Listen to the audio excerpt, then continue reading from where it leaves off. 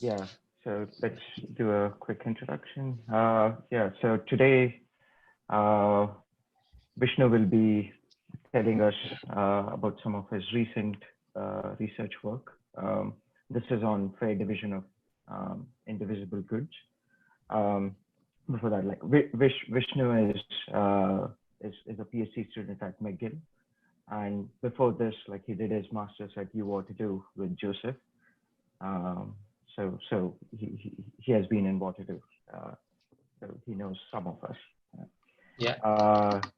So like let's hear it from Vishnu now. Yeah. All right. Thanks. I'm going to be presenting my recent work. $1 each eliminates envy. This is joint work with my advisor Adrian Vetta here at McGill and 3 of his grad students, Johannes, Jack, and Mashbat. And this talk is going to appear in EC in a couple of weeks. Okay. So because most of you are probably not very familiar with the idea, I thought I'd start with an introduction to fair division. So a simple definition of this problem is in the fair division problem, the goal is to divide a collection of items amongst a set of agents in a fair manner, right? So let's break this down bit by bit. So you have a set J of M items that we're just going to label 1 to M. You also have a set I of N agents. You're going to label 1 to N. And every agent has a valuation function over subsets of the items. So the valuation function assigns a value for agent I, we call that V sub I. And for any set S of items, the valuation function assigns value VI of S. So if you were to partition the set of items and allocate subsets to the agents, then each agent gets a value from the subset that was allocated to that agent, VI of S for agent I. In some settings, the items may be divisible, in which case an item can be fractionally allocated to 2 or more agents. And so in that setting, we naturally extend the valuation function to fractional allocations for each agent. That brings us to the trickier part of this question, the vaguer part, which is what does it mean for an allocation to be fair? So I'm going to make the next slide a little bit interactive. Feel free to just unmute and ask me stuff at any point in time or answer any of the questions that I'm going to ask you. So the concept of a fair allocation, while obviously this has been studied since antiquity, it was formally introduced by Steinhaus in 1948 via the cake cutting problem. So in the cake cutting problem, there's one heterogeneous cake, and the goal is to divide this cake fairly among a set of agents, right? So notice that this is the fair division problem with a single item, but that item is divisible, and the item is heterogeneous. So an agent may have a different value for 2 different pieces of cake, even if they have the same measure, just because they come from different parts of the cake. You can think of this as a cake having like different toppings, for example. The simplest example of the cake cutting problem is with 2 agents. So if there were 2 agents who want to divide a cake fairly between themselves, and they can cut the cake however they want, how would they cut the cake? Has anybody heard of this? It's a well-known sort of algorithm. I see some people smiling. Do you have any answers? Yeah, Edin has an answer.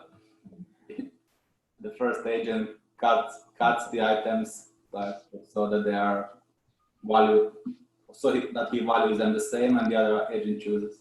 Yeah, perfect. So this is called cut and choose. So Alice cuts the cake into 2 pieces of equal value to Alice, and then Bob chooses his favorite piece. And because the pieces have equal value, Alice is happy with whatever piece is left. But can we formalize any fairness notions from this? So in what ways is this allocation fair?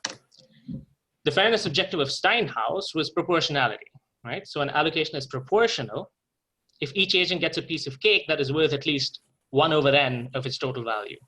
In this 2-agent setting, that means each agent gets a piece of cake that is worth at least 1/2 of the value of the entire cake to that agent. So is this allocation proportional for 2 agents? Turns out the answer is yes, but only under certain conditions. For example, if the valuation function is additive, so you have value of S union T is at most value of S plus value of T, or if you want to look at this as intervals on the unit line, you can say value of the intersection of the intervals S and T. Is it most of some of the values? Then, of course, you can achieve proportionality because there's always a way to cut the cake. I mean, Alice has a way to cut the cake in two pieces that have value at least 1/2, right? So, and then Bob's going to choose at least one of the pieces which has value at least 1/2, and both of them get a value of 1/2. Another fairness objective is NV freeness. So an allocation is NV free if each agent values its own piece at least as much as any other agent's piece. Again, in our 2-agent example, that means each agent values its own piece more than it values the other agent's piece. Same question, is the above allocation NV free? Does anyone have an answer?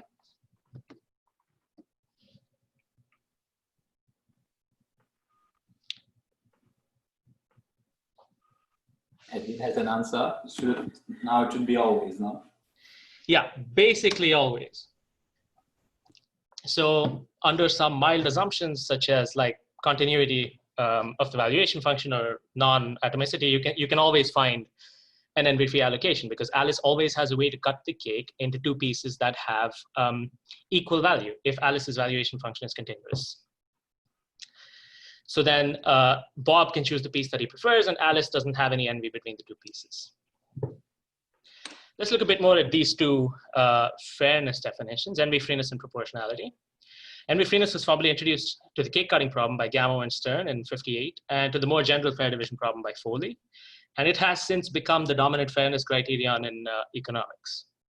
One thing to note is that if the valuation functions are subadditive, envy freeness implies proportionality, because if you don't value anyone else's piece, you necessarily have at least 1/n of your value if the valuation functions are subadditive.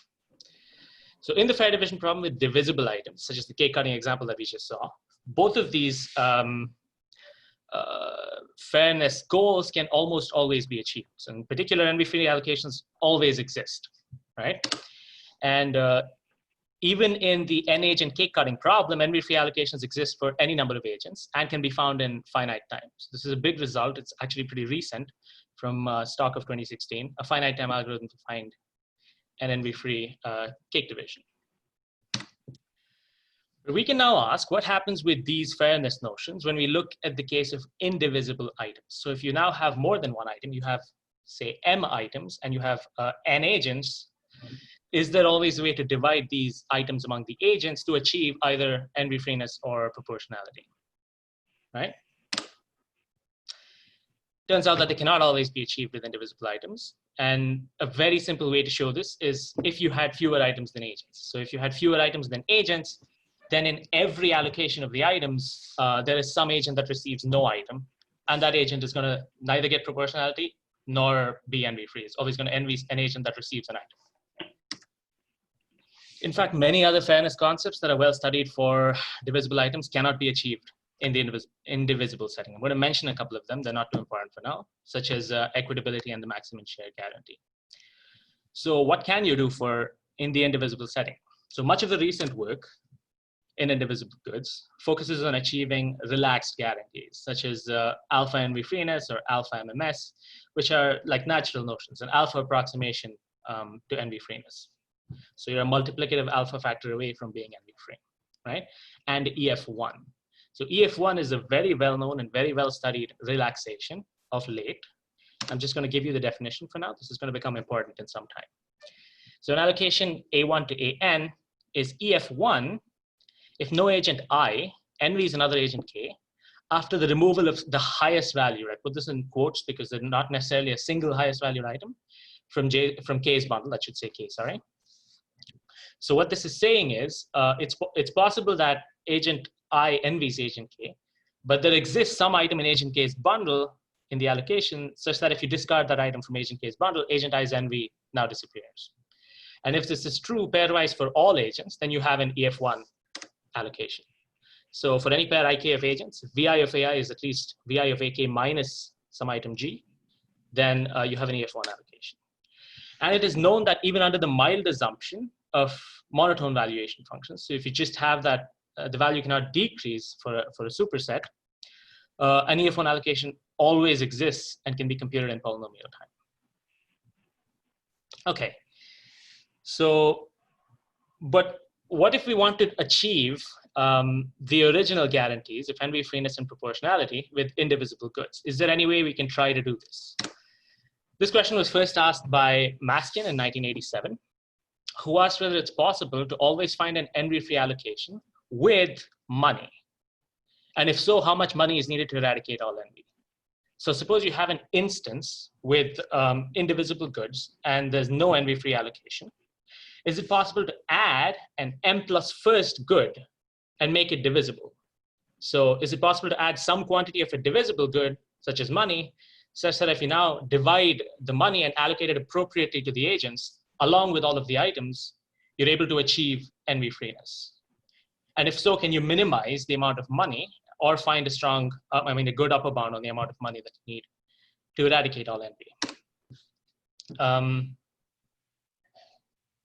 Maskin considered the n agent, n item case. So there's one item per agent, where each agent can be allocated at most one item. And we're going to make this assumption for the rest of this paper, basically. And that is that each agent has, without lots of generality, a value of at most $1 for any specific item. So you can scale the agent's valuation function such that the marginal value of any item for that agent is at most 1. That's all we're doing here. And Maskin then showed that a subsidy of n minus $1 is sufficient to eradicate envy. So there's always a way to add at most n minus 1, a divisible good of size at most n minus 1, and appropriately partition this among the agents, along with an appropriate allocation of the n items, such that the agents no longer have any envy. If you take any pair of agents, each agent prefers its own bundle to its value for the other agent's bundle, plus the money.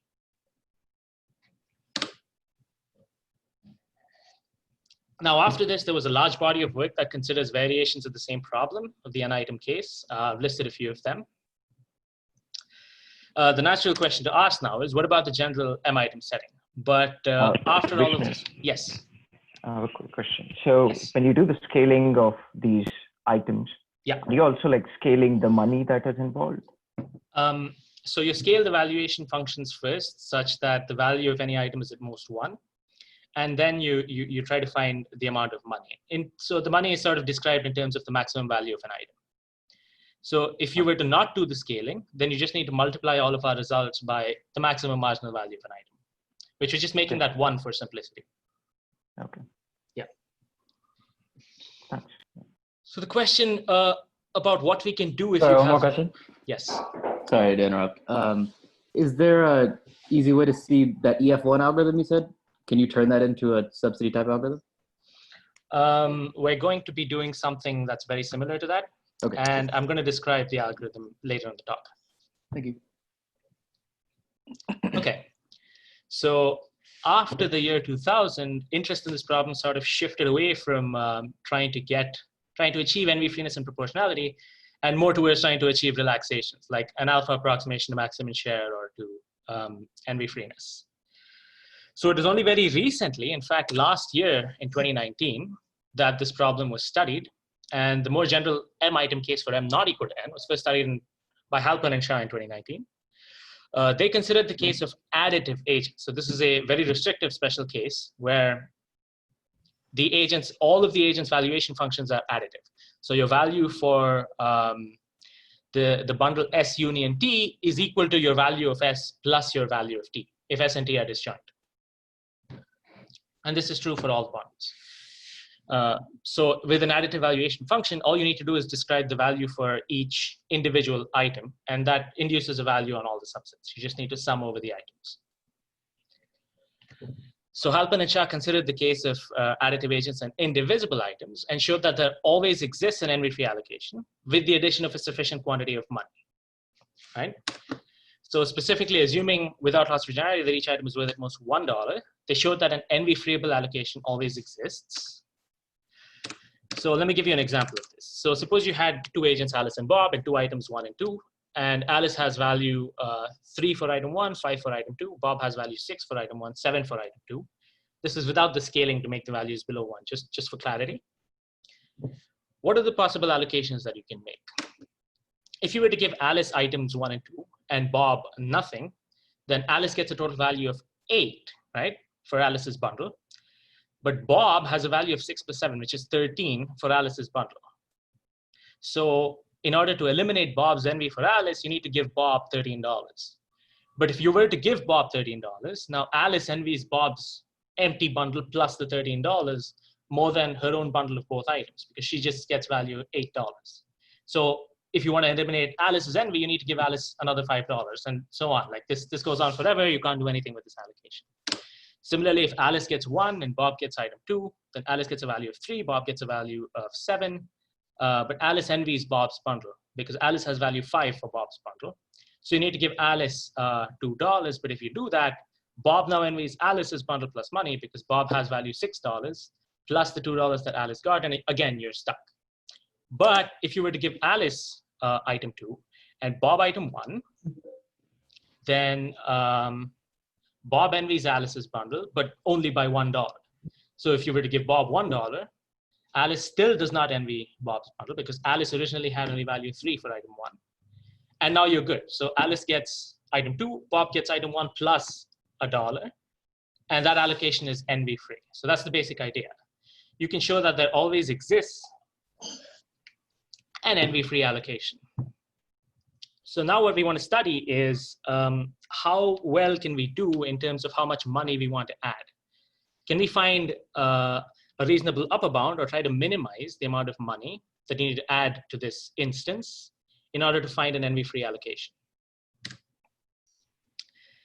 Halpin and Shah showed last year that a subsidy of n-1 times m dollars is sufficient to always eradicate envy. They also, based on experimental evidence, made 2 conjectures for all additive valuations. They conjectured that a subsidy of n-$1 is sufficient for envy-freeness. So basically the same subsidy as the n item case also applies even when you have an arbitrary number of items. And they conjecture that there's always an allocation that simultaneously is envy-freeable and EF1. Right? So envy-freeable just means that there is a way to make the allocation envy-free. In this example, allocations 1 and 2 are not envy-freeable, but allocation 3 is envy-freeable. One thing to note here is that when they say a subsidy of n-$1 is sufficient, it's also necessary in the worst case. So in the simple example where you have just a single item that everybody values at $1, and you have to give it to some agent, and then you have to compensate every other agent with $1. So you have to pay out n-$1 to find an envy-free allocation in the worst case. So we were able to actually settle both of these. Well, first I have this line. They prove conjecture 1 for the special cases of binary and identical valuations, and for the 2-agent case, that the answer is actually n-1. And in this work, we resolve both conjectures, and we go further. So I'll explain what that means in a minute. It turns out that a subsidy of n-$1 is actually sufficient. So you can always, with n-$1, find an envy-free allocation, even when you have an arbitrary number of agents. And we extend this result beyond additive valuations. Okay, with that, I finish my introduction. Are there any questions?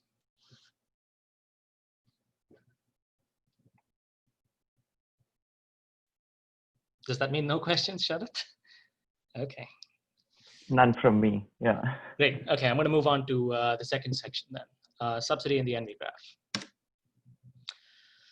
Before I begin with that, I'm gonna give you, once again, a bit of a recap and a more formal definition of this problem. So there's a set I of n agents and a set j of m items. Each agent has a valuation function, same as before. We also assume that the value of the empty set is 0, and the items are good, so the value of any subset is at least 0. And we assume that vi is monotone. So the value of, if you have 2 sets S and T, and S is a subset of T, then the value of S is at most the value of T. And finally, we make this normalization thing, same as the previous results, that says the maximum marginal value of each item is at most 1. So this is just saying for any item J, the value of S union J for any set S that doesn't contain J minus the value of S is at most 1. So if you add an item to a set, it can increase the set's value by at most 1. That also implies that the value of each item on its own is at most $1. An allocation in this setting is an ordered partition of J into N possibly empty bundles. and agent I receives the bundle AI. And a payment vector, as we saw in the previous slides, is a vector P1 to Pn, where agent I receives payment Pi, which is non-negative. So now an allocation with payments, A comma P, is envy-free if for every ordered pair I and K of agents, Vi of AI plus Pi is at least Vi of AK plus PK. So agent I values its own bundle plus payment more than agent I values K's bundle plus payment, right? So this is an envy-free allocation with payments. And we call the allocation A envy-freeable. And the subsidy of an allocation is simply the sum of payments, which is the thing we want to minimize. So our goal is to study the structure of envy-free allocations with payments, and to prove conjectures 1 and 2, we want to show that there exists an envy-free allocation with a subsidy of at most n minus 1. Now, the first thing you'd want to do is pose this as a minimization problem. You want to minimize the subsidy. So you can get an integer linear program that looks like this. So you want to minimize the sum of payments subject to your envy-freeness constraint for every pair of agents, and feasibility constraints, that every item is allocated to one agent, and the prices are all non-negative. But it turns out that it's NP hard to compute the minimum subsidy. You can actually see this, there's many ways to see this. The easiest way to see this probably is to take the special case where all of the agents have identical values. So if the agents have identical values, then any allocation is envy-freeable. All you want to do is everybody who doesn't get an optimum or a highest valued bundle, you want to give them enough money to make their value equal to the highest valued bundle, right? So this is equivalent to minimizing the value of the highest valued bundle. So it's the same as like the job scheduling problem or the bin packing problem, for example.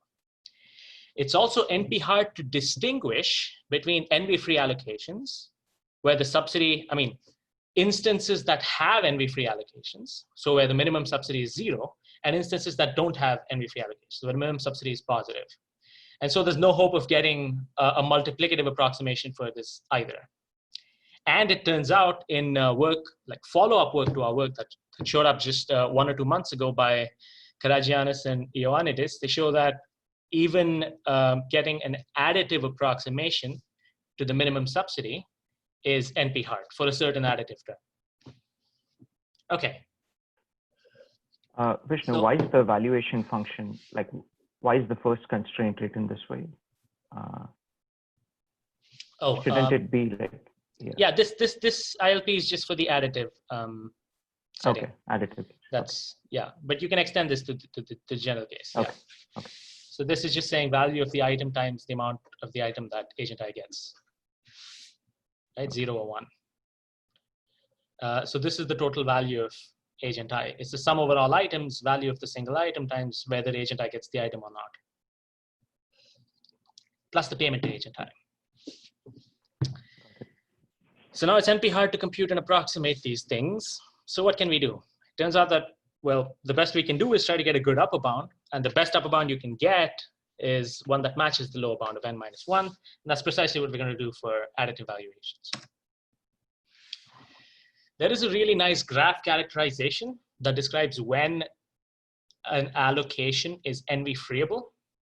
For that, we need the definition of an envy graph. And the envy graph of an allocation is a complete directed graph on where the vertex set is the agents, and the weight on an arc ik, that is an arc directed from agent I to agent k, is the envy agent I has for agent k. So the weight of ik is vi of ak, agent i's value for agent k's bundle, minus agent i's value for its own bundle. So we have this complete directed graph which has weights on all of the edges. What can we do with this? An allocation is envy-freeable if and only if its envy graph has no positive weight directed cycles. The positive weight directed cycles form a problem because it's precisely the same thing that we saw in that tiny 2-agent, 2-item example, where if you keep subsidizing or making payments to agents along the cycle, the next successive agent on the cycle is going to envy this agent, and you're stuck going around the cycle. More generally, Aragonis in 1995 and Halpin et al. Last year obtained the following theorem, that all three of these things are equivalent. The following statements are equivalent. The allocation A is NV freeable. The allocation A maximizes utilitarian welfare across all reassignments of its bundles. We'll get back to what this means in a minute. And the NV graph GA contains no positive weight directed cycles. So A if and only if C is what we saw up here. What B is saying is, suppose you were to partition the M items into N bundles, right?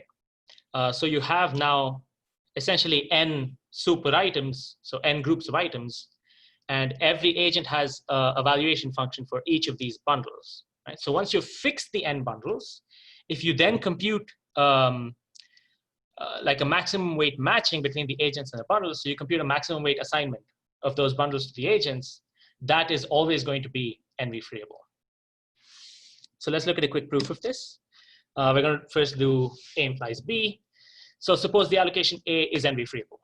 Then there exists a payment vector P such that VI of AI plus PI is at least VI of AK plus PK by definition of NV freeable. Just rearranging, we get VI of AK minus VI of AI is less than or equal to PI minus PK, right? So if you take any permutation of the bundles of the N bundles, you can now substitute the pi I for K, and you get sum over all the agents. VI of A pi I minus VI of AI is the sum of PI minus P pi I, but this is obviously just 0, right? So then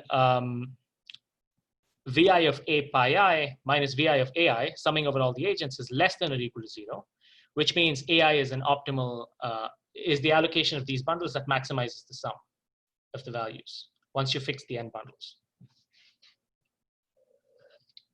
So the allocation A maximizes welfare over all reassignments of the bundles.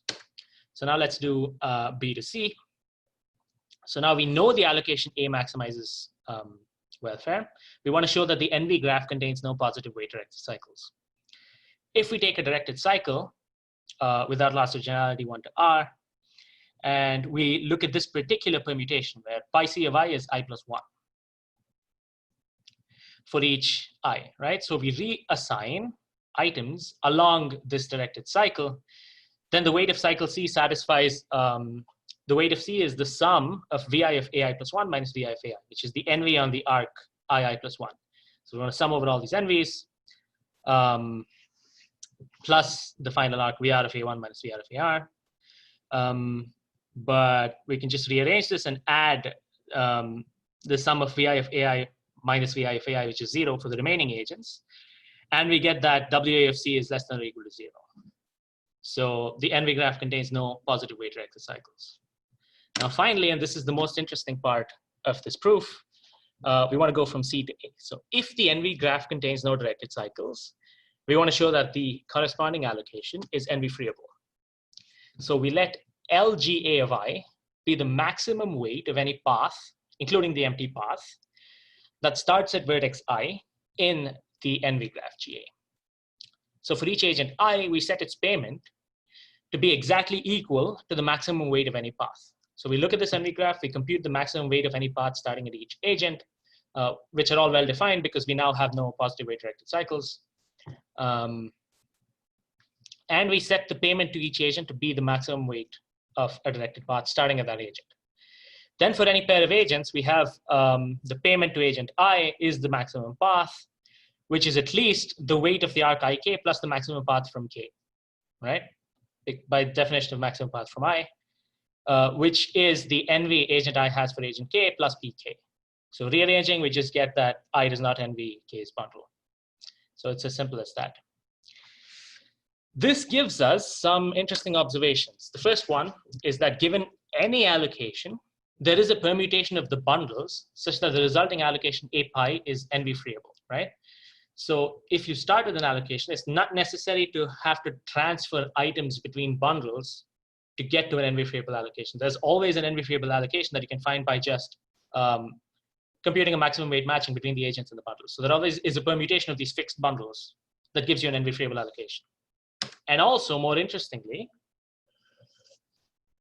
given an NV freeable allocation, to find a feasible NV eliminating payment vector, it suffices to find the maximum weight path originating at each node in the NV graph.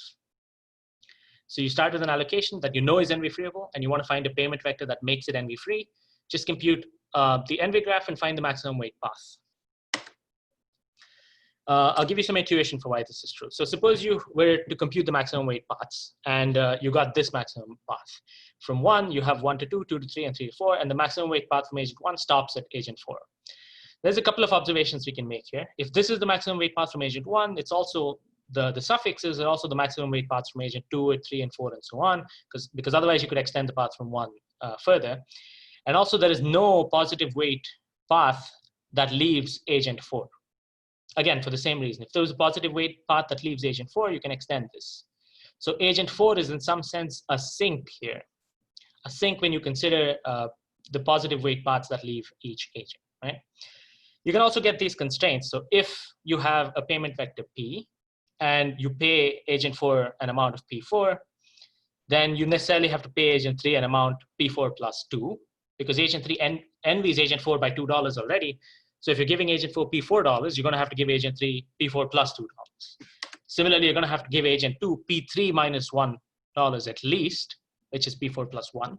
And you're going to have to give agent 1 P4 plus $5 at least. P2 plus 4, which is P4 plus 5, which is at least P4 plus 5. So now in some sense, the best you can do is give agent 4 $0 and give each of the others exactly 2, 1, and $5, which is the weight of the heaviest path starting at each agent. So the maximum weight path lower bounds the payment to each agent in an EF allocation with subsidy. This is actually shown by Halpern and Shah. We can actually say a little more about this.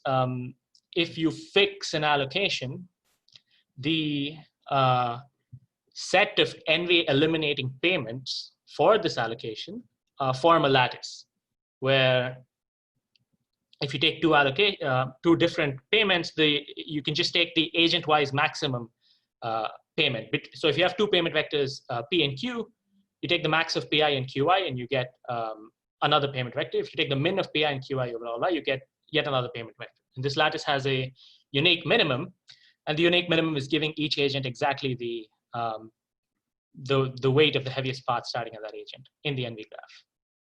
So you can find for any allocation very quickly in polytime the minimum subsidy for that allocation.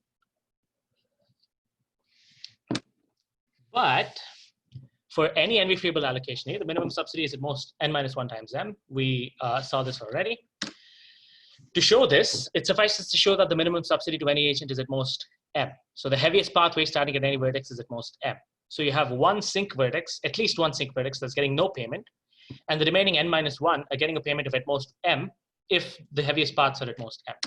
But it's easy to see that the heaviest paths are at most m because a path in the NV graph is just the sum of all of the NVs, and the sum of the NVs is at most the sum of the values of the items. And you have m items of value at most 1, so any path has weight at most m. So almost trivially, you get an upper bound of n-1 times m. So there exists an NV freeable allocation. And for any NV freeable allocation, the minimum subsidy is at most n-1 times m. But you can't actually do better than this if you consider an arbitrary allocation. So for an arbitrary allocation, the bound in theorem 2 is tight. The easiest way to see this is if you have m items, every agent has a value of 1 for every item, but you give all of the items to one single agent. So that agent gets a value of m for his bundle. And every other agent needs to be compensated with m dollars. So you get m times n-1. And in general, if you choose an arbitrary allocation, the minimum payment is going to be omega of n times m, right? So our goal now is to try to construct an allocation in some clever manner that is NV freeable and whose minimum payment is at most n-1. So that's exactly what we're going to do. Recall that we have these two conjectures. And in fact, we can do a lot better than just showing that the subsidy is at most n-1. We give a polytime algorithm that finds an allocation that is NV freeable and EF1. So this resolves conjecture 2. And the same allocation also resolves conjecture 1. The minimum subsidy is at most n-1, and it's a bit stronger than that. Not only is the minimum subsidy at most n-1, the minimum subsidy is at most $1 per agent. So that's what motivates the title of this paper. With that, I'm going to move on to our allocation algorithm. This is actually incredibly simple, this algorithm. It's far simpler for the general case of additive agents than the algorithms that the previous paper had for the special cases of binary and identical. All you need to do is in each round, you have a sequence of rounds, and in each round, you compute a maximum weight matching between the agents and the unallocated items and allocate exactly one item to each agent. So it's possible that you have a large number of items, you have n agents, you compute a maximum weight matching in the bipartite graph where you have the agents on one side and the items on the other. That gives you exactly one item per agent, and you allocate this item and proceed. I'll give you an example of this. So suppose you have this instance with 2 agents and 5 items, right? We're going to pad this instance with some dummy items to make the number of items a multiple of the number of agents. In this case, we have 2 agents, so we need to have an even number of items. We add a 6th item that has value of just 0 to both agents. Now we compute a maximum weight matching. That gives agent 1 is matched to item 1 because agent 1 has value 1. Agent 2 is matched to item 5. Agent 2 also has value 1. So this matching has weight 2. And we allocate these items and remove them. So agent 1 gets item 1, agent 2 gets item 5. In the next step, again, we compute a maximum weight matching. 1 is matched to 2 and 2 is matched to 4. So notice that even though 1 has a better item, which is item 4, if 1 were to get matched to 4, there's no way to match 2 to get higher weight. So the actual maximum weight matching of weight 1.5 is to match 1 to 2 and 2 to 4 for 0.8 and 0.7. So we allocate these. Agent 1 gets 1 and 2, agent 2 gets 4 and 5. Again, we compute a maximum weight matching. This has weight 0.5, and we allocate. We discard item 6. So our final allocation is agent 1 gets 1, 2, 3, agent 2 gets 4 and 5. It's as simple as that. So with that very simple algorithm, we're able to show quite simply something really nice. The algorithm is formally looks like this. It's the same thing I just showed you on the previous page. Our first lemma for this is that the allocation found by this algorithm is NV-freeable. So we already know that if we had n fixed bundles of items and we compute a maximum weight matching, we have an NV-freeable allocation. It turns out that if you take like the union of a bunch of matchings, that also gives you an NV-freeable allocation. That's what we're doing here. So our proof is let MT be the maximum matching found in round T and mu T be the items allocated in that round. By theorem 1, we want to show that there's no positive weight directed cycle in the final allocation, right? So the weight of any directed cycle, 1 to R, without loss of generality, you can just assume the cycle is 1 to R. The weight of any cycle 1 to R is the sum of weights of C in each round. So in each round, you can look at the NV graph where you construct the NV graph for only the n items that are allocated in that round. That also gives you an NV graph. And the weight of a cycle in the final allocation is the sum of the weights in each of these NV graphs. So if C is positive in the final allocation, then it's necessarily positive in a particular round. But if it's positive in some round, then there's a matching of greater total weight in that round. You just need to rotate the allocation around the cycle. And you can find a heavier matching, right? So by contradiction, the allocation found by our algorithm is NV-freeable. Are there any questions?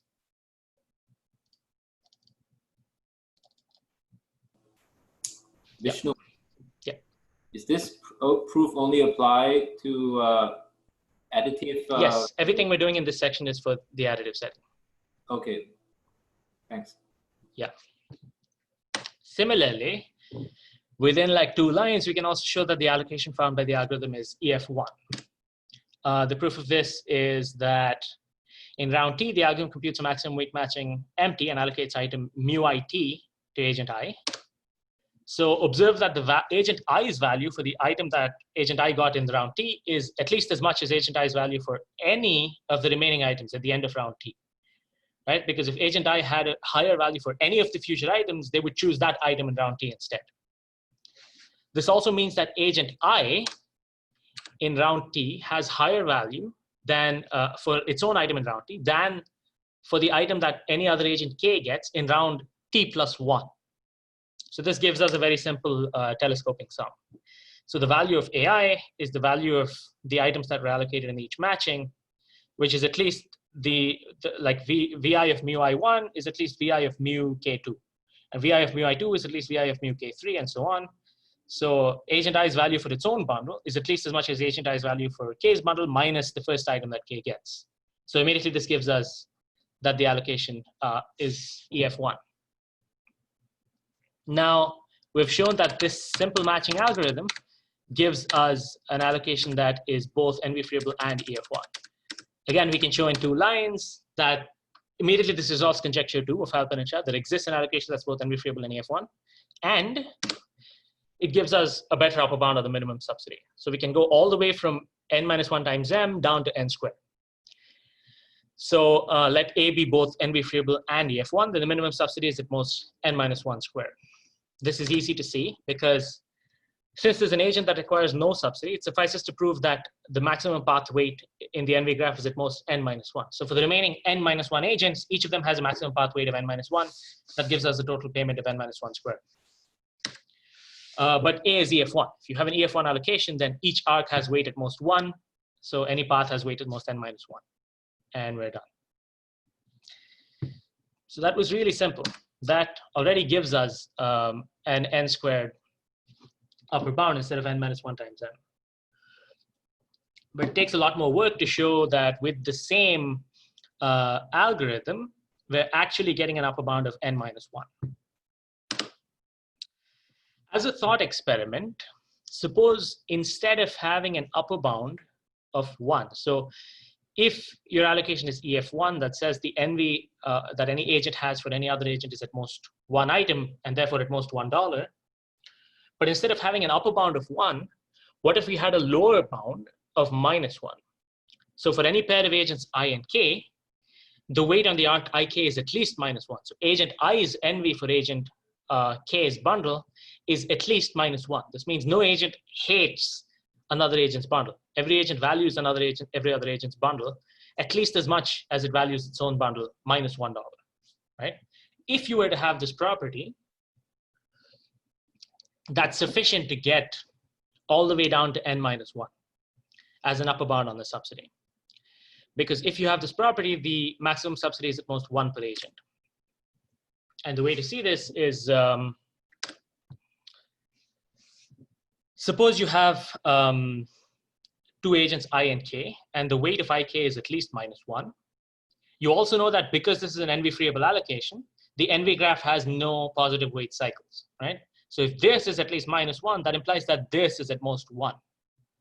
So going in the other direction, if you choose any path starting at agent k, if you take the end vertex of that path and the arc from the end vertex back to k, and that has weight at least -1, then the weight of the path is at most 1.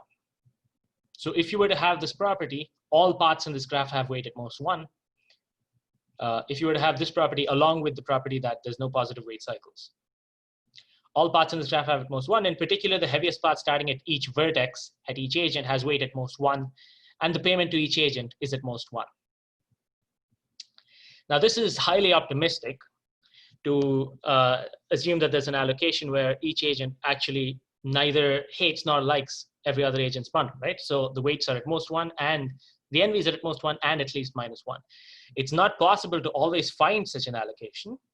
So what we're going to do instead is we're going to take our original valuation function and we're going to construct a modified valuation function that satisfies this property for the allocation that we find. So you have an input instance of a certain valuation function. You run your repeated matching algorithm on that input instance, and you see what allocation that algorithm is giving you. And using that, you construct a modified instance, and you want to show 2 things. The first thing is that in the modified instance, you have this property. So what you're doing is artificially raising the value for agent I of all of the other agents' bundles. So if agent I hates agent K's bundle, you're going to create a new valuation function where you increase agent I's value for agent K's bundle until it gets to be at least -1. I mean, it's its own value -1, right? And once you do this, you can now show that for your modified valuation function, the subsidy is at most 1. But if you do this in a clever way, you can also show that the subsidy is only increasing when you make this change. So that's what we're doing. We're finding a modified instance and showing that the modified instance has greater subsidy than the original instance, and that the modified instance has this property, and therefore the modified instance has subsidy at most n-1, right? So this is the modified valuation function that we take. we let AV be our allocation, A1V to ANV. So that's the allocation output under the original valuation profile. We now create the modified valuation profile as follows. We're going to call the modified valuation V bar. V bar of I for mu IT. Remember that mu IT is an item that was allocated to agent I in the during the execution of the algorithm. So for your value for items that you got doesn't change. V bar of mu IT remains the same for items that you got. Your value for items that another agent gets, agent I's value for agent K's item, increases if it's too low. So if it's really low, if it's lower than agent I's value for the item that agent I gets in the next round, we're going to make it equal to that value. So in round T, agent I gets mu IT, agent K gets mu KT, and so on. Agent I has a value for agent K's item. If that value is too low, in particular, if it's lower than the value that agent I gets in the next round, then we're going to artificially increase it to be equal to the value that agent I gets in the next round. So we call V bar I of mu KT. We increase it to be equal to VI of mu IT plus 1. If it's less than VI of mu IT plus 1. If it's already greater, we keep it the same, right? And now we can do this for all rounds up to the final round minus 1, because there's no next round in the final round. So in the final round, all the values remain the same. We're now going to show 3 things. The first thing we're going to show is that the allocation output by the algorithm under the original valuation, if you keep the same allocation, the allocation is NV freeable even under this modified valuation profile, right? And then the minimum payment is at most $1 per agent under the modified valuation profile. And for any agent, the minimum payment under the original values is at most the minimum payment under the modified values. This would complete our proof for the additive case. So the first thing is that the allocation AV output under the original value is NV freeable under the modified valuation profile. So the proof of this is that under the new valuation profile, the NV agent I has for agent K is agent I's value for agent K's bundle minus agent I's value for its own bundle, right? But now we're looking at the new valuation function, which is the sum over all the items that were allocated to agent K of agent I's value minus the sum of all items allocated to agent I. We can just take the sum out and group these 2 things together. And now suppose for a contradiction that the allocation that we get with running the algorithm on the original values is no longer NV freeable when we change to the new values, right? If it's no longer NV freeable, then there's a cycle in the NV graph of positive weight. But in the NV graph of the modified values, there's a cycle of positive weight, 1 to R. So if we sum over all edges in the cycle, we get positive weight. So this is the weight of an edge in a cycle. It's the sum over all the time steps. Your agent I's NV for agent K's item minus agent I's NV for its own item, but under the new valuation, right? So we can just exchange these summation terms. That gives us that there is a round, same as before. There's a single round in which, if you look at the cycle, if you look at the NV graph of the items that are allocated only in that one round, that cycle still has positive weight in that one round. So there exists a round T such that the sum over all I, K, and C, VI bar of K's item is greater than the sum over all I, K, VI bar of I's item, right? So that implies that the maximum matching selected by the algorithm under the original valuation is no longer maximum under the modified values. So now we want to show a contradiction. So if the if the maximum matching is no longer maximum under the modified values, there is a different matching that we could have chosen under the original values. That's what we want to show. What we're going to do is we're going to look at the NV graph of modified values. We're going to color an arc IK blue if the value was not changed. So if VI bar of mu K is equal to VI of mu K. So the value is not changed only when the value agent I's value for agent K's item was already higher than agent I's value for the item it gets in the next round, that agent I gets in the next round. And we color an arc red otherwise. So if VI bar actually increased, so if we actually change the value of an item, and we change the value if it was too low, if we increased it up to the value that we're going to get in the next round. So consider the positive weight cycle that we had. We have two cases, right? So this is, I'm just going to do this by picture because it's a lot easier. We have two cases. Suppose all of the arcs are blue. So if all of the arcs are blue, then we're basically just looking at our original valuation function, nothing changed. So we can just reassign items along the cycle, backwards along the cycle, and increase the weight of our matching. So originally we did not select a maximum weight matching, right? Now the harder case is when we have some red arcs. So we have a cycle where we did change the value of some items. So agent 5's value for the item that agent 6 got in round T was actually increased. It was really low, and agent 5 increased it artificially in the valuation function. It's necessarily true that agent 5's NV for agent 6's bundle is negative, because it's equal, it's at most agent 5's value for agent 5's item in the next round. So it's worse than agent 5's value for agent 5's item in the current round, right? But we also know that the sum of the weights on the cycle is positive. So if all of these red arcs are negative and the sum on the whole cycle is positive, there's going to be some blue arcs that are positive. We can partition this cycle into a sequence of subpaths where each path ends with a red arc. So we have path P1. If we were to start at vertex 1, we have path P1, where you have a set of blue arcs and then a red arc. Then we have path P2. Again, we have a set of blue arcs and a red arc. Same thing for P3, same thing for P4. Of course, your set of blue arcs can be empty. Now, because all the red arcs have negative weight and your cycle has positive weight, there exists at least one path that has positive weight. Right? In this example, the path is P2. If you sum the weights along P2, you get positive weight. So what can we do now? We know that agent 5 artificially inflated the value for agent 6's item. So agent 5 values the item that's going to get in the next round at least as much as it values agent 6's item in the current round. So under the original values, agent 5 preferred mu5 of t plus 1 to mu6 of t. That's why this arc is red. And under the original values, these two arcs didn't change, right? So we can just reassign along this path. So we give agent 5's item to agent 4, agent 4's item to agent 3, and agent 5, instead of choosing the item that they get in that round, mu5t, they just take the item that they get in the next round, which has value more than what agent 5 has for 6's item in this round. So by making this reassignment, we're able to increase the total value of our matching. That contradicts that we selected a maximum weight matching under the original values. That was a bit dense. Does anybody have any questions?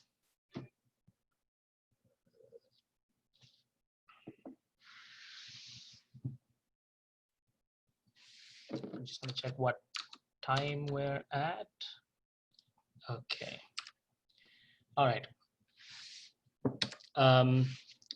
Then for the NV freeable, our second claim is the second thing that we want to show. For the NV freeable allocation AV, the subsidy to agent is at most 1 under the modified values. This is actually simple enough. For any arc IK, the modified weight in the NV graph is at least -1. So we had a lemma earlier that said if the modified weight is at least -1, then we're good, right? So the weight of IK is VI bar of agent I's modified value for K's bundle minus agent I's modified value for its own bundle, which is the sum of the modified values for the items, which is, we just substitute for the definition of VI bar, and we get that it's at least the value, it's at least minus agent I's value for its first item, which is at least -1. And now the result follows by lemma 3. Under this modified valuation profile, the subsidy is at most $1 per agent, so at most n-1 in total. Sharad, did you have a question? Oh, okay, yeah. Sorry, it just popped up. Yeah, okay. So our final claim for the allocation AV, the minimum subsidy required by an agent given valuation profile V is at most the minimum subsidy given the modified value V bar. This is extremely easy to see because we only increase the value of other agents' items. And so any agent's NV under the original value can only be lower than the NV under the new value, right? So we have that your agent i's modified value for its own bundle is the same. Agent i's modified value for anyone else's bundle only increases.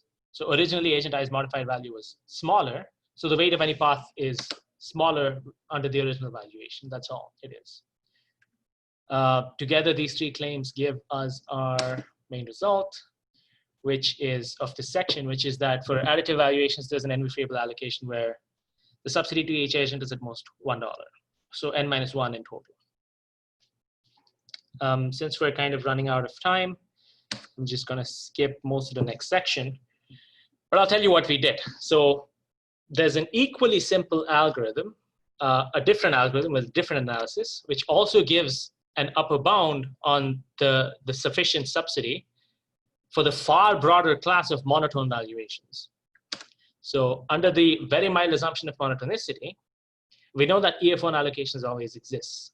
So basically, if you start with an EF1 allocation and you redistribute the bundles, then you can show that the resulting, if you optimally redistribute the fixed bundles of an EF1 allocation, you can show that even if you remove the additivity assumption, you go to the much broader class of just monotone valuations, you're still getting an upper bound of n squared. So you can show that instead of the weight on each path being at most 1, the weight on each path is at most 2 times n minus 1. And so you're giving each agent at most 2n minus $1. So you're giving in total at most 2n minus 1 squared, which is O of n squared. So we're able to make the improvement from n minus 1 times m to O of n squared for the much broader class of monotone values. Some future work is obviously to resolve these two bounds that we have. We have n minus 1 for additive values and 2n minus 1 squared for monotone values. There are several well-studied classes, particularly in economics, that we don't know what the subsidy bound is. Gross substitutes, modular XOS of additive, etc. And it's also possible to extend this idea of subsidizing NV freeness to subsidizing other types of fairness. Yeah, and that is the end of my talk. Thanks. Any questions? Thanks, Vishnu, for the talk. It was a great talk. Yeah, Vishnu. Unmute and unpause the speaker. Let's do that. Okay, great. Yeah, let's thank our speakers.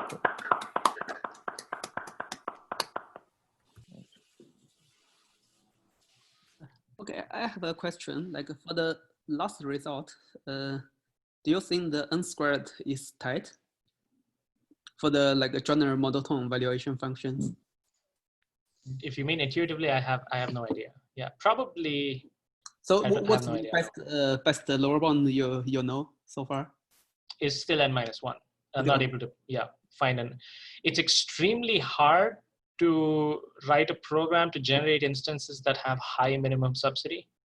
It's really hard even for additive. I tried it. I didn't get anything above n minus 1.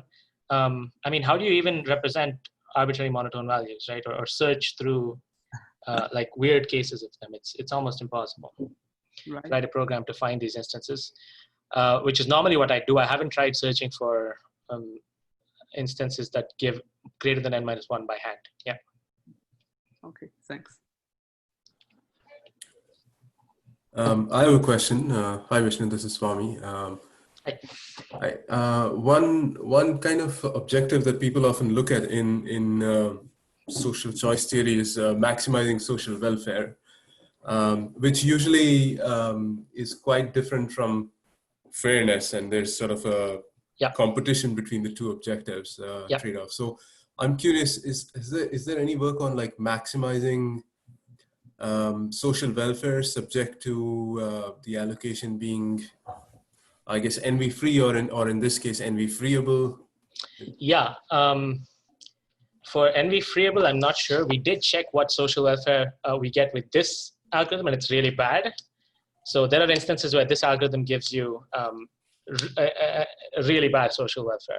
Yeah, there's a lot of work. Yeah. There's a lot of work for I mean, instead of social welfare for egalitarian welfare or Nash social welfare, we're trying to maximize the minimum agent's valuation or the product of the values. There's a lot of work that simultaneously achieves NV freeness and good approximation to Nash social welfare. But there's nothing that simultaneously achieves yeah, I mean, Nash social welfare is kind of, I guess, a sort of a way of encoding fairness. So So yeah, yeah. I mean, I guess I'm curious. Okay, so there isn't much work, because it would be interesting to see, can I get a approximately social welfare, maximizing social welfare allocation, and something which has Approximately moderate NV-free. subsidy in Oh. terms of making it NV free. That's true. They are kind of competing objectives. So I haven't really tried that, but yeah, Okay. that is true. I think one issue with like trying to do that is that just maximizing social welfare is not scalable. That's why it doesn't work well with NV-free up to 1 good, for example. And that's why net social welfare does, because in general, NV-free and net social welfare are scalable, but this just maximizing social welfare is not. And this is kind of one really easy way to like kind So of what do you mean by it's not scalable? If, for example, if you scale agents utilities by some different factors, then the maximum social welfare can change basically arbitrarily. But then NV freeness kind of still stays the same. Yeah. If you scale any one agent's valuation, it doesn't change any NV properties, nor does it change the Nash social welfare, the ratio to the optimal Nash social welfare, or anything like that. But it completely screws up the utilitarian social welfare, summing over the values. Yeah. Right. So I guess maybe, yeah, one would want to make some assumption like it's done here, that the maximum marginal utility for a good is at most 1 or something. Yeah. Yeah, that makes sense. I will think about it. Okay, thanks. Thanks. Here's So, a question. do you try to do anything with net social welfare here? Could you try to like somehow prove that this is also the allocation that has this small substitute or something? No, that's a good question. I'm not exactly sure why we did that, because I'm quite confident that we will get some bound for Nash social welfare if we try. But yeah, I'll probably look at it sometime, but didn't try it yet. Or like, or NV freeness up to 1 good, for example, this optimal net social welfare allocation is NV free up to 1 good. And there's like kind of stronger notion that you can assign prices to the items, and it's actually price NV free up to 1 good. Which is quite nice, I think, with what you are doing, but I'm not sure like what. Yeah. Yeah, I have seen like the thing you mentioned, I think that's some of Burman et al.'s recent work. So he does a lot of stuff on achieving like NV freeness and Pareto optimality at the same time. So that a lot of people are working on that. That makes more sense. So you have both the constraints of NV freeness and Pareto optimality. In a lot of instances, you can add prices as well and look at what you get. And you have that the frontier of EF and PO allocations is polynomial in size for a lot of these things. So you can enumerate all the allocations in under certain conditions and just check for other stuff. But yeah, that's it. I don't have anything for Nash social welfare and minimizing subsidy, although I imagine there is a lot of good statements you can make. And I don't think like intuitively that you can say anything about social welfare and subsidy, but I haven't tried enough. Yeah. Okay. Thank you. One more question. Is there a reason you picked payments to be positive? Yeah, if you have positive or negative payments, it's the same. So if you have an NV-free allocation with payments, right, you can add. So the whole premise of this is that everybody has the same value for money, right? So money is just linear in the value that you have for anything else. So you can add any constant amount of money to everybody's payment, or you can subtract any amount of money to everybody's payment, and you get you still have an NV-free allocation. So the whole positive thing is also equivalent to saying we want to make the payments as close to each other. So we're making the minimum payment 0, and how much can we reduce the maximum payment of the sum of the payments? But I could also ask, I want to minimize the sum of payments and negative payments. Yeah, so Like I'm sure, yes. So you can have side payments between agents, so the agents actually pay each other, which is kind of the same thing. So I'm sure what we have actually implies a good bound on the amount of side payments and the maximum side payment for NV freeness, because you can just, instead of an external source giving everybody some money, you can subtract a constant amount of money from everybody's bundle until the sum of monies is 0, and you can make it side payments, right, between the agents. And then you can say that the maximum side payment and the sum of side payments are small. Yeah, but I haven't really tried to make any precise statements about that. It's basically the same as what we have now. So.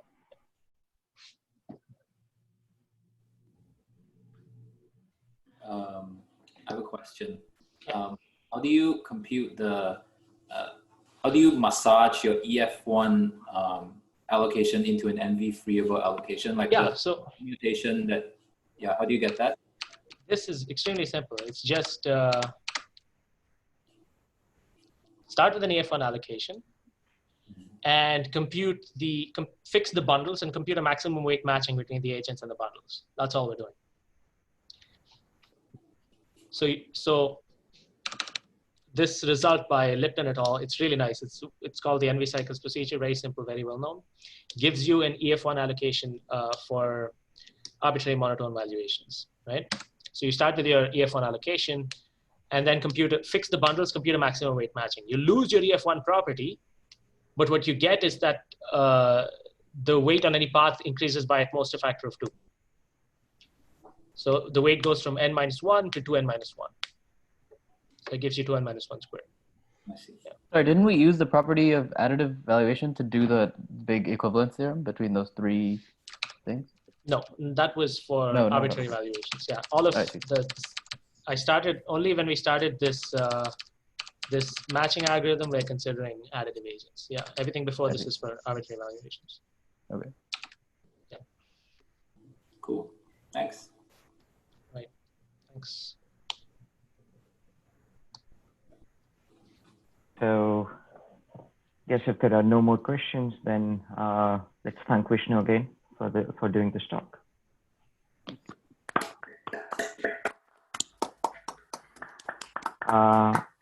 Before we end for today, just a quick announcement.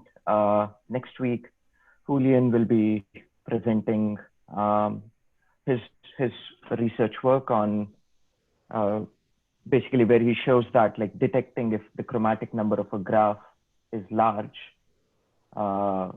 is actually quite hard, something like that. Like that's what he'll be talking about. And there's a major change to the timing of the seminar.